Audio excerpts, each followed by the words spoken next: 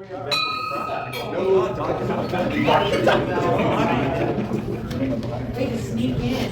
have a no-minute warning today. I've been too chatty. I love your innovations. Thank you, Jerry. All right, let's see. Leading us in. Oh, actually, before we do that, I put a note out, and Sunday was our 13th anniversary as a club. So, What a lucky number. lucky number 13. And so, Tom Carroll, charter president. Yay, Tom Carroll. Thank you for getting this club going. I appreciate that. Yeah, I did put a note out. I saw it. All right, and leading us in the flag salute today. How about Graham? Okay. Yeah, you good? Please join me in the pledge to our flag. I pledge allegiance to the flag. United States of America, and to the republic for which it stands, one nation, under God, indivisible, with liberty and justice for all. I promised Nathan I would use the clicker today. He goes, but will you? Yes. All right, and leading us in the four-way test. How about, thank you, Brian, Dr. Randy Moeller. Fellow Rotarians, please join me in reciting the four-way test, which is of the things we think, say, or do. Number 1, Is it true? 2, Is it fair to all concerned? 3, Will it build goodwill and friendships? 4, Will it be beneficial to all concerned? and 5. Is it fun? You need yoga test, John. Okay, Rotary guests. Is it redundant to all That's concerned? a lot redundant. As some of you may know, Mr. Jeff Engel is retiring from Big Brothers Big Sisters, not to be confused with Boys and Girls Club. Big Brothers. Yeah, oh, I know. I've been confused as Come well. on, it's really the same. So it's just one big club. Got kids in it, right? And his guest today, Keith Ann Campbell, who is the new executive director for Big Brothers Big Sisters. Right? And then Janine Menger. Janine, there you are. Janine Menger. Back for her 23rd meeting, I think, out of 22 weeks. So good job, thank you. And Kim Nidro. Hi, Kim. Welcome back. Any other guests that I'm missing? Okay. You probably saw a note. So Tom Carroll met with Janine and one other proposed new member, and they have both agreed to be members. So I sent out a note to the club. We have 5 days to say yay or nay. So say yay. All right. Yay. Yay. All right. Let's see, what else we got up here? Oh yeah, 13th anniversary, talked about that. Sorry, Dave. Teenagers.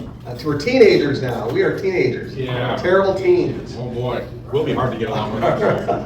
Service project coming up a week from this Friday.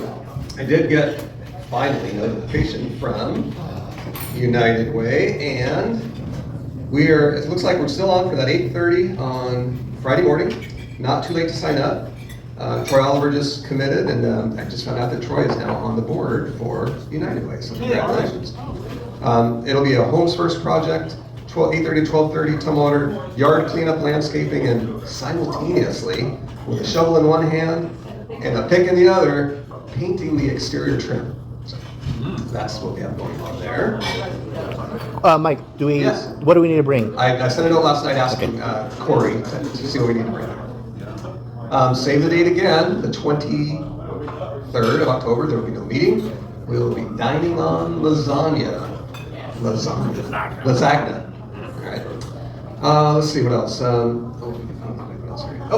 I'll leave that up there. Jerry, I just want to tell you, Jerry Farmer, you make my heart flutter. You do. Jerry sent me an invoice yesterday for $2,200, and I go, my heart fluttered. And that was the value of our in-kind advertising and such for Birdies, Balls, and Bunkers. So thank you so much for that. And I did so, November 14th, if you don't have it on your calendar yet, we will not have a meeting on the 13th because we have our joint district meeting with Bill McGregor and company and all of our fellow clubs at St. Martin's, 12 o'clock. I'll have more details to come on that. It will be a box lunch. Sylvia, I think we talked about this at the board meeting the other night.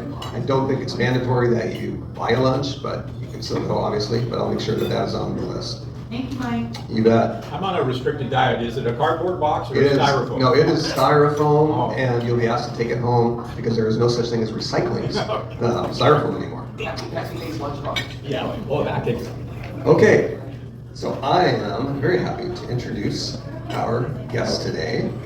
Sarah, it is Hock, not Hook, right? It is hot. Hock, Sarah Hock. Sarah has dedicated 21 years to work in animal welfare and currently serves as the executive director for Joint Animal Services in Olympia.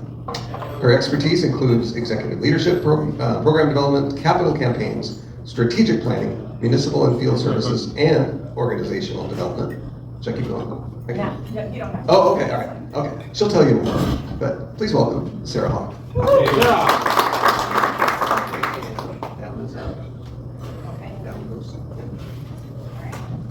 Well, good morning, and thank you so much for having me this morning. Oh, I pressed the right button. Thank goodness. I just want to note, you guys are turning 13. I have a 12-year-old at home getting ready to turn 13.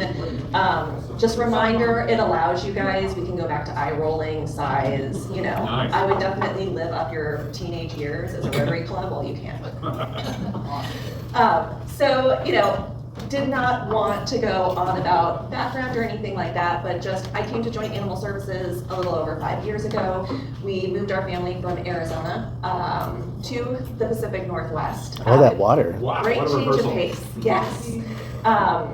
Native Arizonian, so this was the perfect opposite of what I have grown up with, and we genuinely love it here in the community. So a little bit about Joint Animal Services. So a lot of people do get Joint Animal Services and JASCOM, which is the Joint Animal Services Commission, confused. So the commission is actually our governing body where we have appointed officials from Olympia, Lacey, Tumwater, and unincorporated Thurston County, along with members of the community are appointed to the commission, and they are the governing body for our municipal shelter. We also hold contracts outside of those 4 jurisdictions, City of Yelp, Joint Base Lewis-McChord, and the Nisqually tribe. Oops, wrong way. See, it was gonna happen at some point.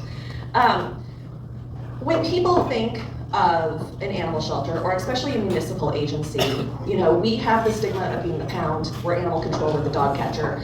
And, you know, a lot of people associate us perhaps with adoption, usually with animal control, humane law enforcement, stray animals, licensing your pet. But we do so much more in this community, from having multiple programs within the community that actually does benefit the pets in our care, fostering, volunteering. We do have pet pantries, Roof Over Rover, which is free dog houses to people who need shelter for their pets. We provide vouchers for low-cost spay-neuter here in the community, and much, much more. These are just some of our partner organizations that we work with. The list is actually quite extensive, but this is just an example of who we're partnering with locally, but also within the state and nationally. So we receive several grants to make sure that we continue our life-saving programs. Organizations like Best Friends Animal Society help provide those grants so that we can continue our programming and service the community. So we've had a pretty big year. Last year in 2023, one of our big projects, a passion project of mine, came to life. So Joint Animal Services has never had veterinary services on site. We were dependent, but also worked in partnership with our local veterinary community. And you can imagine when you have over 3,500 animals coming through your shelter doors, that's pretty taxing on the veterinary community on top of them having to have clients service the community's pets. And so from about 2020 on, we recognized that we needed to bring veterinary services in-house. And so in June of 2023, we were fully operational with a medical team and a surgery suite on site. And as of 1 year, so June 2024, we've actually completed over 1,000 spay-neuter surgeries in our medical suite. This is just one of the examples of that success. This is Silver. Silver was found as a stray. I don't know if you can see from the photograph, but the initial top one, his back foot is quite swollen because under examination and x-rays, we discovered that he had a break in his leg in multiple places, rendering it unfixable. This would have been quite a costly endeavor for us had we not had a veterinarian on site. But thankfully our veterinarian was actually able to amputate Silver's leg, and you can see him living his best life as a tripod. You know, obviously gets around easy since he's hanging out in the dishwasher while mom's trying to load dishes right there. But this is just one example of an animal that didn't have to wait to get into a veterinary clinic. We could provide that service on site. He had a foster home that took care of him while he healed before he was ready for adoption. And in this case, his foster mom decided to keep him. We're also very active with the legislature and the state. Last year, we actively worked on 2 bills. One being a cruelty cleanup bill that really supported language both for people who are having their animals removed because of a warrant. The language wasn't clear what their rights were, but also what was happening is that once an animal was removed from a seizure, these animals would sit for not just weeks or months, but sometimes years waiting for a court case. And so we were actively involved in this because what it did was make it so there was no more than 14 days hold while the owner had time to put a bond in place to maintain ownership. If they could not maintain ownership through that bond, we automatically maintained ownership and then could move that animal where it needed to go, whether it was rescue, foster. We could also perform any kind of medical necessary to help these animals. And so we were very excited about that bill last year. We also promoted, we ran it as a consumer protection bill, but really what it comes down to was banning the sales of dogs and cats in pet stores to prevent puppy mills from moving into the state of Washington. We ran it as consumer protection because part of the issue with pet stores is they do rely on the vulnerability of others. And so you can get a dog, a puppy of your choice, and they'll even take out a loan for you with a 26% interest rate. And so a dog that costs $1,500 costs you more of $7,000 when everything is said and done. So some other accomplishments that we've had, we started reallocating some of our resources. So when we had a veterinary clinic on site, we did not have the need for what we call our transportation driver. We literally had a position that drove all the animals to all the veterinary clinics all day, ran around and picked them all up because it was very time consuming. Once we moved our clinic in-house, we converted that position to a positive outcomes coordinator. And that position is in charge of our foster program, our transfer program to rescue partners. So we have a lot of other shelters and rescues that will help pull animals to give us space so we can continue to do our work, and our community cat program. So just within a year of reallocating our resources, you can see the increase in the number of animals that we are keeping in foster homes. We doubled both the number of foster homes and the number of pets we were able to house last year when we changed that reallocation. Dang it. Again, because we reallocated those resources, we could have a single person to focus on those relationships, and we increased the number of animals being transferred into rescue quite substantially. This was particularly helpful, and I'll get to the story later in the presentation. Last year in April, we had a hoarding case of 157 cats, and because of our positive outcomes coordinator, we were able to find placement for almost all of those cats within a week at other shelters and rescues. Say that again, you had 157 cats and you got a place within 1 week? We did for other shelters and rescues, yeah. So that's the benefit of having somebody who has built relationships with all of these other shelters and can call and say, we have an emergency. And those cats are all at one house? Yes. Don't worry, I'll tell the full story later. This was just a little sneak peek. I know that lady. What are your ex-wives doing? We also have what we call a community cat program here in this area. And so this is, a lot of people will know this program as trap, neuter, vaccinate, and return. So it's a great way for feral cats to keep living their best life in the area that they're in. Because what it comes down to is if a feral cat enters a shelter, they're going to be euthanized. They are not an adoption candidate. And so what this allows is for that feral cat who is living its life, healthy, actively, probably having several people in the community feed it and take care of it anyway. It allows it to be healthy, won't reproduce, and it can stay in its area and not be euthanized at the shelter. So you neuter and spay them and then release them into the wild? Not in the wild, back into their community. So it's back into the neighborhood that they came from. And you'll find that the reason why we name them community cats is because they most likely, they are a member of that community. There are people who miss those cats regardless of whether or not they're friendly when they're removed, and people worry and look for that. And that's what we find when we release them back. We're usually finding a neighbor or somebody else close by who sees the cat and is so thankful that the cat came back, even though they can't touch it. But they were worried, right? They were worried something happened to it. And so they're members of the community. They're part of our ecosystem, whether we like it or not. They help keep the pest population down. In Phoenix, we had a managed cat colony in our neighborhood, and we were the only street that wasn't attacked with roof rats, which were drawn in by the citrus.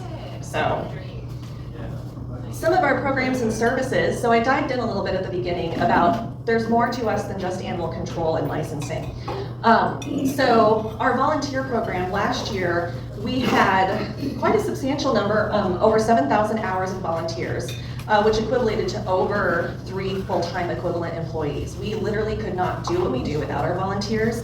They are the backbone of our shelter and are responsible for all sorts of tasks, from laundry, data entry, walking dogs, helping to clean kennels, you name it, events.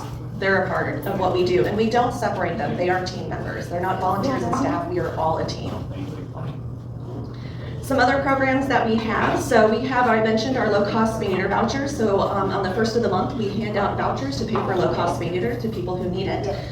We also have what's called a Roof Over Rover program. This is utilized most often by our animal control officers who get a welfare complaint and go out, and really, it's not a bad situation, but they are lacking perhaps shelter, and the owner cannot afford to buy shelter or place shelter, and so we have dog houses that we actually load up into our trucks and give to people who are in need.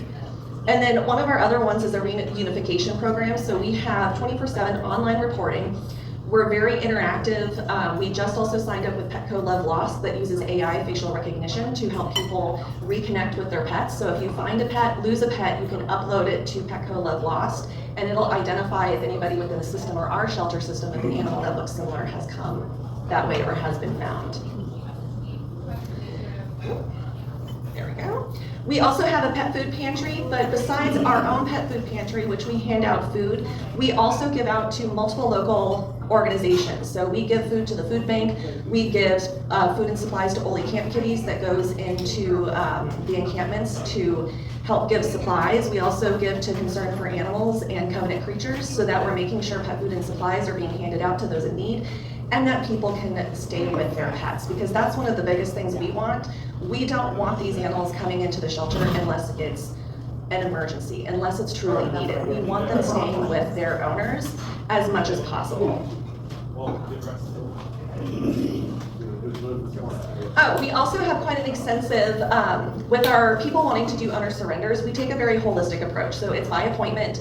We give you tons of resources to help rehome your pet, because again, if we can prevent it from coming into the shelter, that's what we want to do. If we can help you find a new home for your pet without ever entering our doors, this makes sure that we have space for the ones that it's very urgent, abandoned, injured, sick, animals coming into our care. You can also find us in the community. So we're very active within our community in different events, holding events. These are just some examples. We've done kitten yoga, we've been at climbing gyms, we've had craft days, and on our latest, you can find us around different wine shops and breweries with some of our most adoptable pets looking for a home. So you can see we have some wine tags up there. Those wine pairs very well with those dogs, by the way. I'll briefly go over statistics, but we're not going to stay on them. It's just more to give you guys a perspective. So last year we took in a little over 3,100 animals, which was a 20% increase over 2022. Those numbers do keep rising. They dropped briefly during the pandemic, where we had about a 45% reduction in intake during the pandemic, but now that things have opened back up, we have started seeing that increase again. Just a little bit of a breakdown of that intake. Cats are the majority, followed by dogs, and then we do get some pocket pets like rabbits, guinea pigs, sometimes a parrot or reptile. And the few wildlife that we do get, we don't actually service wildlife, but what we do get are usually injured, excuse me, or orphaned possums and raccoons. And so we have 24 hours because we're not a rehab facility to find one, which is why we don't encourage us getting wildlife if at all possible, and we try to give you guys resources when you do find them. So again, because we had that allocation of a positive outcomes coordinator, we saw an increase of 35% in positive outcomes. That includes adoptions, return to owner, and transfers to other shelters and rescues.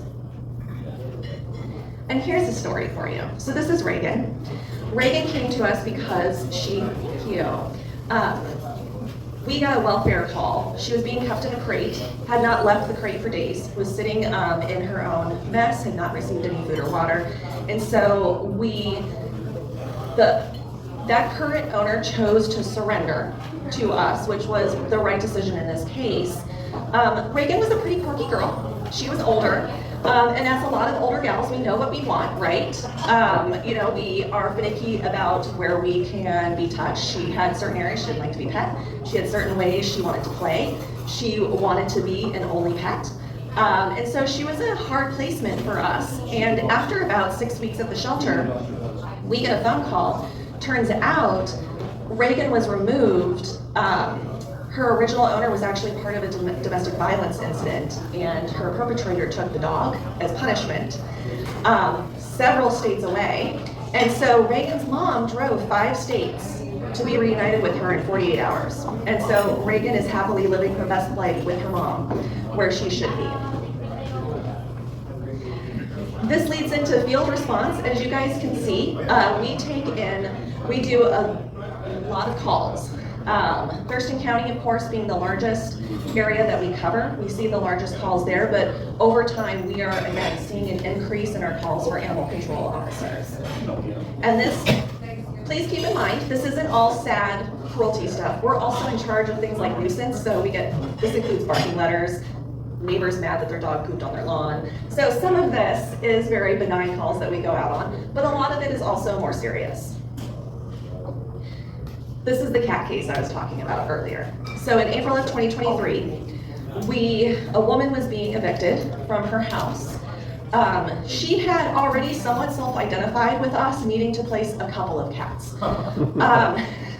When it comes to cats at a shelter, and when we're working with community cats, people who unfortunately are hoarding cats, we have this magical rule, which is you multiply whatever number they're telling you by 3. And so we knew of 50, that's 50, cats in the home that we were slowly working with her to bring in. But as hoarders go, they have a hard time letting go. It's a mental health issue. And they're worried that nobody can take as good of care of them as they can. And with cats, what becomes the issue is that they reproduce very quickly. We don't have a lot of low-cost spay neuter services here. It currently costs about $300 to get your cat spay or neutered locally. That's pretty expensive for the average person who has multiple cats. And so as you can imagine, this started out as her taking in a couple of strays, trying to be like a good Samaritan and help these lost cats out, and it quickly got out of control. So fast forward, she's being evicted. Turns out that whole house was filled with cats. To the point that they were coming out of the ventilation system. They were actually using the vents as ways to run around and hide from us. And so the final total that we pulled out of that house was 157 cats. Amazingly, they were all in pretty good condition. Very few were sick. The majority were just malnourished. They didn't have enough food to go around, as you can imagine, and dehydrated because, again, not enough water for the amount of animals that was in that area. So that was one of those, because of the situation, we did not press charges. She very easily relinquished all of the pets. They were in really good condition. The issue was there was way too many. But these are the types of calls that we get on a regular basis. After the news hit with this call, we had 4 other people self-identify and ask for help in the community. This is another story. So we got a call for 2 dogs at large, meaning they're running around having a great old time. Running into the street, running into the neighborhood. They're being nice though, because they're not chasing anybody or barking. And so our officers decided to run that call because they were already coming back from one and they were in the neighborhood. Picked up the dogs. What we do, it's not an automatic bring them to the shelter and make people pay reclaim fees. Our animal control officers are cruising the neighborhood. They're trying to see if anybody's lost a pet. They have microchip scanners in their vehicles to see if we can find who the owner is. And as luck would have it, about 20 minutes of us roaming the neighborhood, the owners flagged us down. And so we were able to reunite both dogs without ever having to come into the shelter. This is another example of the type of work that we do. So this is what I call progressive animal control, because it's being creative with the solutions that we have. This gentleman having, among other animals, livestock, which is addressed by Thurston County Sheriff's Office. We got called out with them on the same call because there was 40 Great Pyrenees mixes on site, all being kept in the same area. Again, it started out he had 8 livestock guardians to help protect his livestock. It quickly got out of control to 40 Great Pyrenees, incredibly under-socialized. They just living outside. The owner was overwhelmed again. And so we worked out a deal. The animals were safe, just too many. And so we worked out with him. We took about 19 that day and then worked with him we would come pick up several dogs every week once we had space, so that we could find placement for them reasonably, and we didn't have to have 40 dogs on site either, because we don't have the space for that many large dogs like that. But he also truly loved his original dogs. And so instead of just taking everything away and punishing him, because one, he's gonna go right back out and get more the moment we take them all. So we agreed on a reasonable number for him to still keep on site. And to help so this didn't happen again, we did all the spay neuter surgeries for him. So that way the dogs that stay on site can't reproduce. He will not have a reason to go out and get more, hopefully.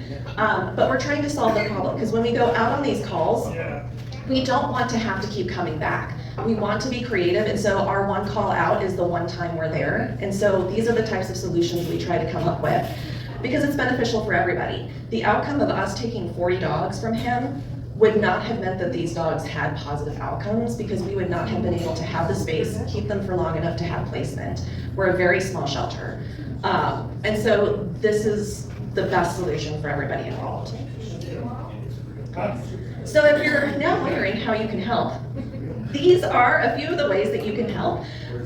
It's, a multitude of things. You can volunteer. You don't even have to come on site if you're one of those people that you worry that you're going to adopt every animal. That's fine. I can give you clerical work at home. You can do events.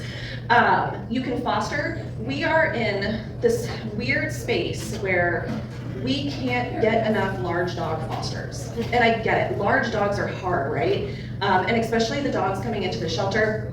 When I say they have behavior issues, most of the time it's not serious. It's a dog that's never been socialized or trained, and so you have an 80-pound dog trying to jump all over you, doesn't know sit, digging up your yard, and that's a lot for somebody to ask. But the problem becomes is that large dogs sit longer.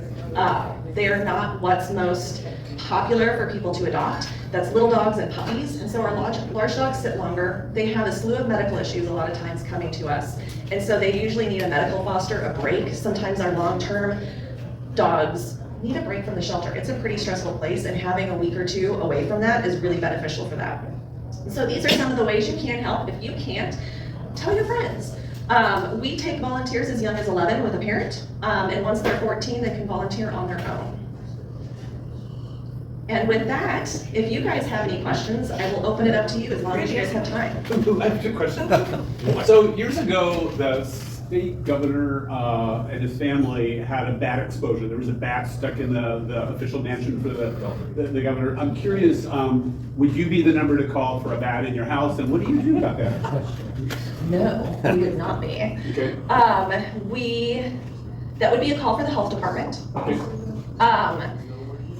Always, always, always do not handle bats. They're our #1 vector species, but they are not the only vector species here in Washington. But that is one of those that you want to make sure, do not touch, call the health department. They do testing on that stuff. They will bring it to us to help process for testing. That was sort of where I was going. Okay. But we are not the main people who do. So someone from public health actually gets the bat and puts it in a cage. Well, I mean, I can't tell you what Thurston County Health Department does to get a hold of them. I just know we get them. Okay. From them. Right. So question number 2. I'm an elderly gentleman with some property, and there's a sick dog on my property that's not mine, and he's obviously ill, and I call you guys, you come out, you figure out it's a coyote. What do you do with that? He stays there and we tell you to call Fish and Game. Okay.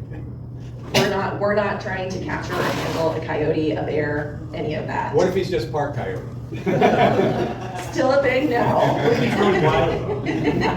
I'm also going to ask you if it's park coyote. If you've been feeding him for 14 days, he's now yours. And that's an owner surrender at that point. And who's this elderly guy you're talking about? Some white-haired. Rick Walk was here last week and they talked about money for expanding your building. Can you? Oh, I didn't realize he talked about our building too when he Yeah. was here. He had a big chart talking about where money was going in the future, so. Yeah, so we are, for those of you who don't know, what also is very funky about us, the City of Lacey is our fiduciary custodian, even though we're part of an interlocal agreement. We like to make things complicated here, And so our building, we moved into that building in 1996. It's over on Martin Way. It was a warehouse built in the 70s. That's what it looks like. It absolutely does. And I can tell you that it was never properly outfitted to house a shelter, to house animals. And that's not anybody's fault. In 1996, there was not such a thing as animal shelter architecture. There wasn't a thing as standards of care.